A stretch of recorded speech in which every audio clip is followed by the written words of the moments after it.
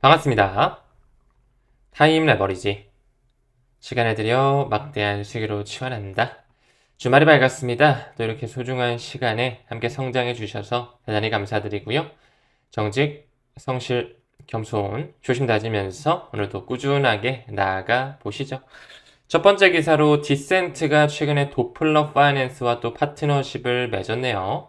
국내 최초로 이 XRP 콜드 월렛 기반 예치 서비스를 출시하면서 이제 가만히 XRP를 놔두는 게 아니라 이자 수익을 받을 수 있는 환경이 조성되고 있습니다. 무엇보다 이번에 디센트와 도플러 파이낸스가 전략적인 파트너십을 맺으면서 런칭 이벤트로 첫 5주 동안 약 5% 정도의 추가 이자를 제공한다고 하더라고요. 어제 오후 3시부터 시작이 돼가지고 실제로 디센트의 XRP를 가지고 있을 때 위에 배너 모양을 클릭하게 되면 도플러에서 2.5% 그리고 디센트에서 150만 XRP 채워질 때까지입니다. 대신에 초창기 이벤트이기 때문에 5주 동안 150만 XRP 채워질 때까지만 5%를 추가로 주는구나. 그렇게 해서 최대 7.5%의 APR, 연간 이자율을 제공한다라는 것이죠. 아무쪼록 디센트와 도플러 파이낸스가 이제 세계 최초로 콜드 월렛 예치 서비스 확장이 되고 있다라는 거. 우리 사관학교 회원님들 기린 월렛이나 자만 월렛 쓰셔도 도플러 파이낸스 통해서 이자 받을 수 있고, 이제는 디센트 개인 지갑 쓰셔도 도플러 파이낸스를 통해 이자를 받을 수 있다라는 거. 제가 공지방에 CS 문의 단톡방 올려놓을 테니까요. 궁금하신 거 있으시면 들어와서 자유롭게 문의사항 남겨주시면 되겠습니다. 혹시라도 본인이 개인 지갑이 없다라고 하시면 디센트랑 이제 유럽을 기반으로 한 레저 지갑, 이 두 가지가 사실 가장 많이 쓰는 지갑이죠. 안정성이 확보가 돼 있는데 현재 타임 레버리지 채널과 협업을 맺어서 특가로 판매되고 있으니까 고정 댓글 확인해 주시면 되겠습니다. 저 같은 경우는 디센트에만 놓고 아니면 웹3 지갑에만 놓고 업비트에만 놓고 이러지 않아요. 웬만하면 국내 거래소 그리고 바이낸스와 같은 해외 거래소 개인 지갑, 웹3 지갑 이렇게 좀 분산화를 해두고 있습니다. 아직까지는 100% 안전한 거래소는 저는 없다라고 생각합니다. 심지어 바이비트나 코인베이스도 개인정보가 털린 이력이 있기 때문에 우리 또한 업비트 한 군데, 빗썸 한 군데에 모두 다 넣어놓기보다는 조금 분산화를 시키면서 장기 투자하는 부분에 있어서도 효율적인 그런 전략을 가져가셨으면 좋겠습니다. 또 한 구독자님은 작년에 우리 계엄령 사태 기억하시죠? 작년 연말쯤이었던 걸로 회상이 되는데 그때 당시에 우리 업비트나 빗썸 같은 거래소 마비됐던 거 기억하세요? 서버가 갑자기 잠겨버려가지고 입출금도 제한이 됐고 그랬었잖아요.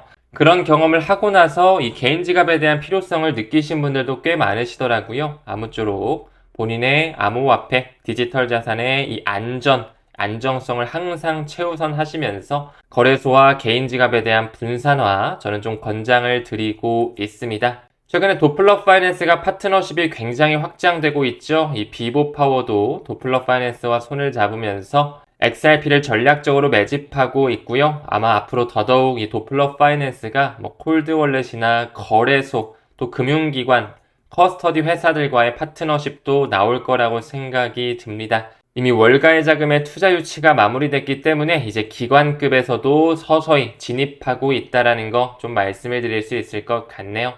이제 이번 주 일요일이죠. 얼마 안 남았습니다. 아시아 최대 웹3 컨퍼런스 리플사의 임원진들이 서울에 방한을 하게 되죠. XRP 서울 2025 행사 많은 구독자님들과 우리 에이플 회원님들 오실 것 같은데요. 또 그때 디센트 오프라인 부스라든지 이 도플러 파이낸스에 대한 오프라인 부스가 또 지원된다라고 하니까 잘 모르시는 분들은 오셔가지고 오프라인 상으로 교육과 대면 서비스를 받으시길 바라겠습니다.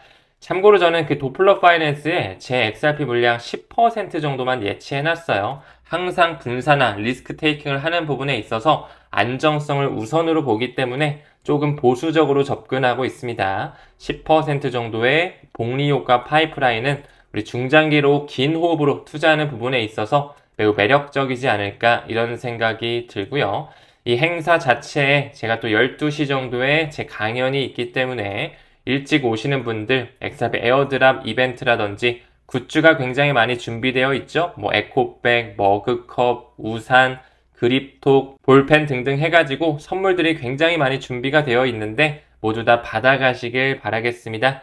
레이플 회원님들은 무료 신청 자리 아직 남아있으니까요. 고정 댓글 확인하셔가지고 50% 할인 받으시고 나머지 50%는 이제 행사 끝나고 일주일 내로 XRP로 에어드랍 받게 되니까 참고해 주시면 좋겠습니다. 다음으로 넘어가서 시황 좀 짚어볼까요? 최근에 SEC가 친크립토 기조로 나아가고 있다라고 말씀을 드렸는데 이 그레이스케일의 디지털 라지캡 펀드죠. 결국에는 승인을 했네요. 즉 다시 말해 이제 비트코인 하나, 이더리움 하나 ETF만 있는 게 아니라 묶음 상품, 다중 암호화폐 ETF 시대가 곧 개막한다라는 게 매우 중요한 이정표가 될 수가 있겠죠.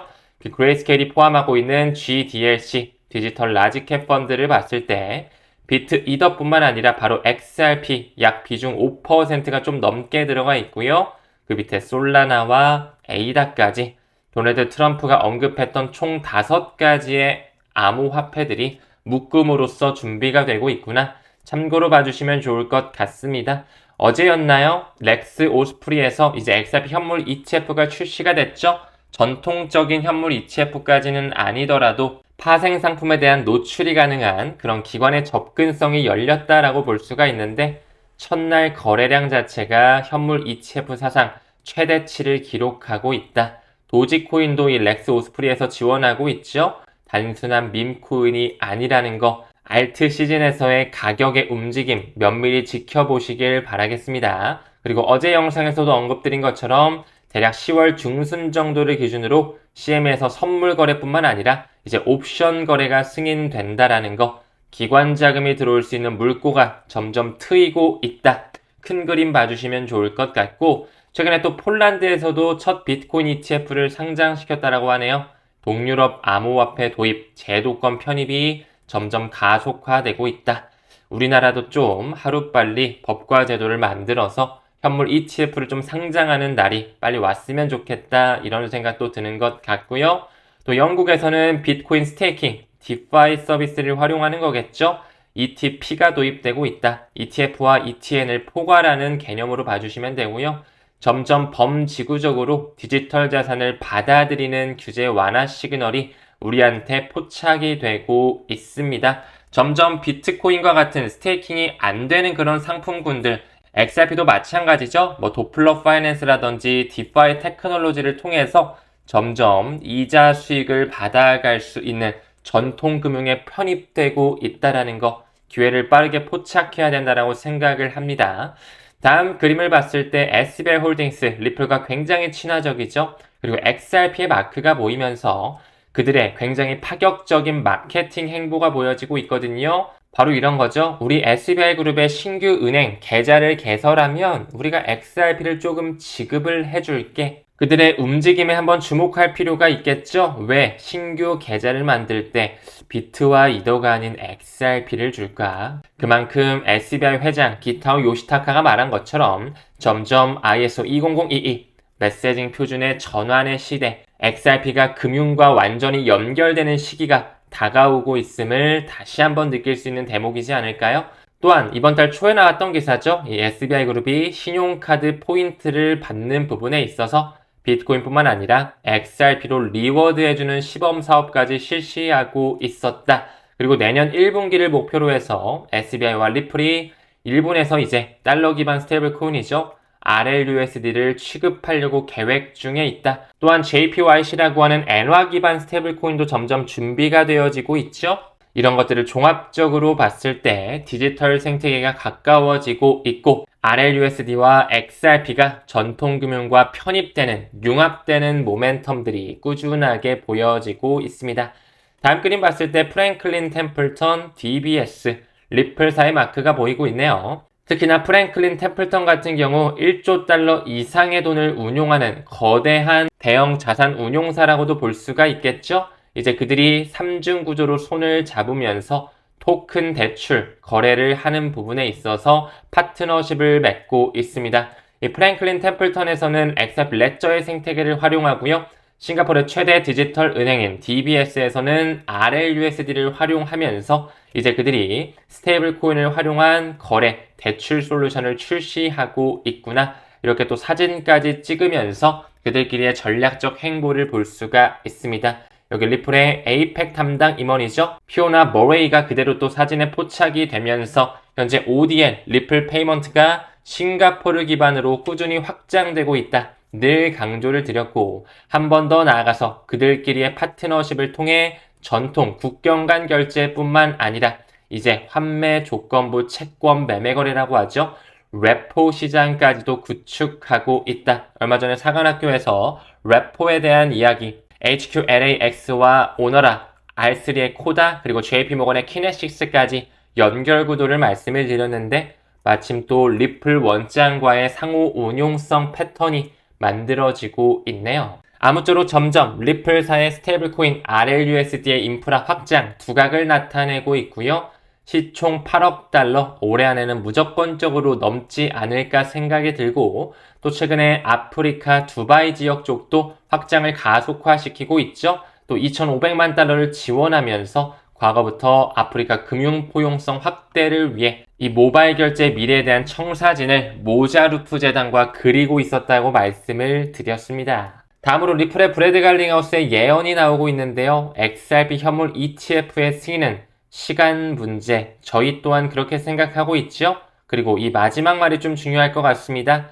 백악관 보유 자산에 XRP가 포함될 것이라고 예언하고 있습니다. 어쩌면 우리에게 힌트를 준 것일 수도 있겠죠.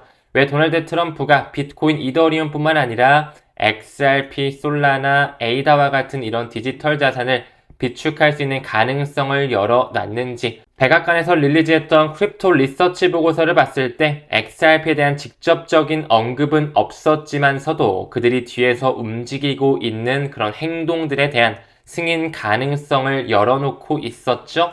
따놓은 당상이라고 생각을 합니다. 이제 슬슬 리플사는 스위프트를 완전히 대체할 것을 선언까지 했기 때문에 이제 정답지는 거의 다 보여줬고요. 시간을 들일 수 있냐 없냐는 본인만의 몫이 되겠죠. XRP와 RLUSD의 페어상, 꾸준하게 AMM이죠. 자동화 마켓 메이커 풀에도 지원이 되면서 혁신적인 가치의 인터넷 시대가 준비되어지고 있다. 이 그림을 잘 기억하시면서 스위프트 1.0에서 스위프트 2.0으로 어떤 디지털 자산이 모든 통화 수상을 지원하는 중립적인 브릿지 통화의 역할을 하는지 묵묵하게 지켜보셨으면 좋겠습니다. 이 시나리오가 누군가에게는 허상이라고도 느껴질 수가 있을 것 같은데요. 이 판단에 대한 목도 여러분들께서 진정성 있는 공부를 통해 투자에 대한 집행 결정을 내리셔야 되겠죠. 왜 리플사가 OCC로부터 내셔널 트러스트 뱅크가 되기 위해 인가를 신청했는지, 또한 연준의 마스터 계좌까지 사상 최초로 어플라이를 해놨다. 그들이 짜놓은 시나리오가 어느 정도는 이제 대중들에게도 드러나는 것 같습니다. 아무쪼록 일요일 행사 오시는 분들 또 반갑게 만나서 인사했으면 좋겠고요. 영상 고정 댓글 통해서 디센트 지갑 할인 링크라든지 XRP 서울 2025 참석 신청이라든지 진행해 주시면 되겠습니다. 모두 주말 행복하게 보내시고요. 건강한 하루 만들어 가시길 바랄게요. 우리는 모든 면에서 점점 더 좋아지고 있습니다. 감사합니다. 성투합시다.